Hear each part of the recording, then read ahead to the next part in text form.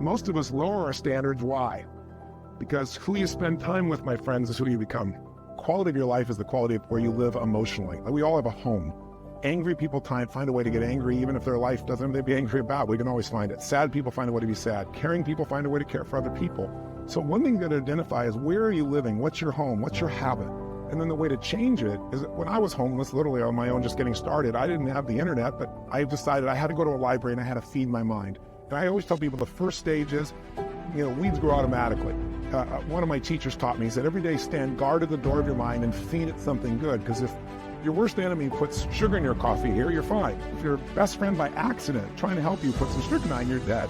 So if you feed your mind every day, 30 minutes a day of reading something, hearing something. Second, you got to strengthen your body. And the reason, Pierce, is fear is physical, right? So is stagnation, so is numbness, so is sadness, so is rage. And when you go in to change your body by an intense workout or a run, or even an intense walk, and the blood's flowing through you, science has shown it instantly changes your biochemistry. And now your mind and body are working together.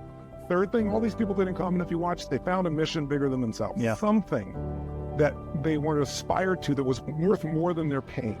And then the fourth thing is, you got to find a role model. Where you heard it with Nick, almost everybody finds a role model that makes it real. Yeah. You get a role model, it becomes real to you if you get a plan, you get a goal plan, and you take massive action. And the last step, number 5, there's always somebody worse off than you are. I don't care what you've done. So if you can go help somebody worse off, it puts your life in perspective, and it also reminds you life's not about me, it's about we. I always tell people, the secret to a great life, the secret to living, is giving. And when you realize there's something still to give, even if you lost your legs, even if you've been through a horrific financial situation, your life can improve, but more importantly, you'll have a meaningful life because your life will contribute to other people.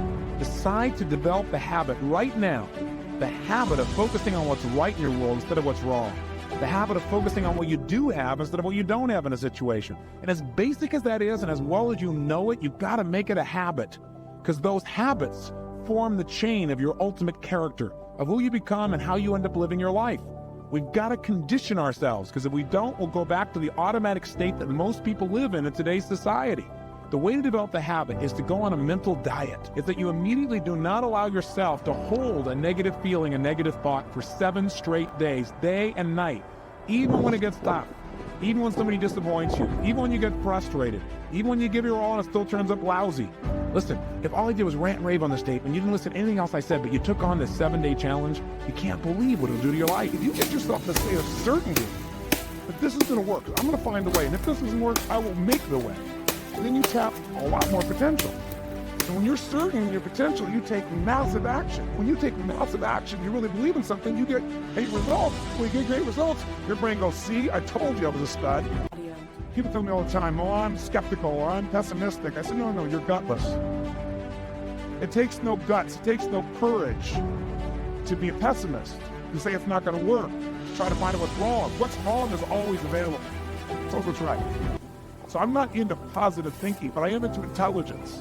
And intelligence says, see it as it is, don't make it worse than it is. The only way it gets better is if you can see it as it is. Don't make it worse than it is. Don't try to make it so it's impossible to change. That's not true. It's not true at all. The second mandate, I think, to changing anything in your life, to leading your life, is once you see it as it is, not worse than it is, then you got to see it better than it is. Because that's the thing that's missing from most relationships. There's no vision. I mean, without a vision, people what? Perish. And when a relationship has no vision for greater than where they are, that relationship is going downhill, if not destroyed. I believe that every relationship, every part of life, every part of a human being needs a compelling future. If the future's not more compelling than today could be tough, but if the future's compelling, we can get there. So just to remind you, first thing you got to do is feed and strengthen that mind. Read, listen, feed the mind, take control of that focus, stand guard at what other people are saying, focus on what it is you're here to give, what you can control, what you can make happen. Number 2, feed and strengthen that body. Remember, fear, uncertainty, they're physical experiences. So the best way to deal with something physical is get physical.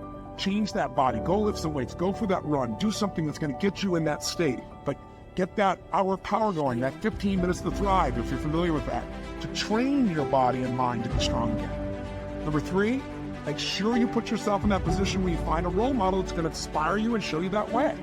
Maybe it's a contrasting role model. You think your life's so tough, find somebody with tougher look who's really turned it around.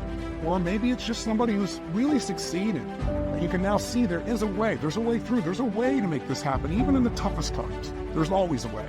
4, make sure you get yourself into action. Get a plan, take massive action. And then number 5, most importantly of all of them, feed your spirit. Feed and strengthen your spirit. And there's only one way to do that. It's to find what you're grateful for and to take time, whether it be prayer for you or just taking a moment to think about what it is that's so lucky in your life. There's a rejuvenation in our spirit when we stop taking things for granted. And when most importantly, what feeds your spirit is to give.